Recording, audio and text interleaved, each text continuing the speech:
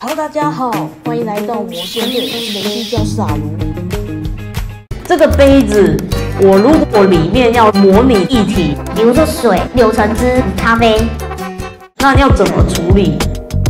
曲面加上偏移曲面，厚度是多少？0。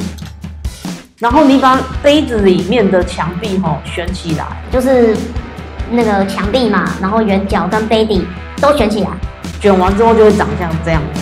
然后我把分割呢离开，然后实体呢我先把它关掉，你就会得到一个像这样的杯子。那它现在有一个问题产生了，因为你这个杯子不可能装得满的给人家喝，满出来到这边这条线，那个手不脚一抖，那个里面的水就流出来了。所以你要怎么样？你要少一点点，比如说8分满啊、7分满啊，还是怎么样？前基准面我们来画一条线，这条线我们要拿来做分割用的。那你可以直接锁在曲面的边边上，然后设定高度。你觉得要多少？比如说8分满，那我可以来去做分割，割到这个曲面的面上。那上面呢有2种做法，一种是用修剪曲面的方式做，另外一种是叫做删除面。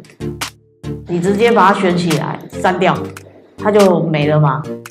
那你就可以平弹曲面把它补起来，然后呢缝织缝隙不要，合璧图圆产生实体勾起来，这整个选起来打勾，它就变成是一个实体咯。有没有一个缝织，一个杯子，回缩棒往上拉给你看一下，这样子是曲面，2片曲面有没有？然后下来2个实体，那里面的实体就可以帮它套别的材质，比如有机物嘛。你要水呢，还是你要你看这边还有牛奶红酒、白酒，然后生啤酒、薄荷啤酒、威士忌、柳橙汁、汽油是怎么回事？机油又是怎么回事？我点2下看看，好像没什么差，好像被骗了。鲜奶，那就说老师这个颜色怎么可能像鲜奶啊？怎么可能？那怎么办？好，我教你，这边是鲜奶，对不对？这个像过期鲜奶。按右键编辑，我把它改成白色行不行？鲜奶应该是白色吧？这个是白色吗？是我眼睛有问题还是怪怪的呢？我不是选白色吗？好，灰阶啦，那我标准啊，有变吗？不管它了，反正呢，你就可以透过这种方式来做。人就说，老师，这样子看起来好像有点死板板的，为什么你这个看起来好像有波浪啊？其实它的秘密就是什么呢？分割线里面的那个草图啊，我这边画的是直线，对不对？你就用不规则曲线，有没有？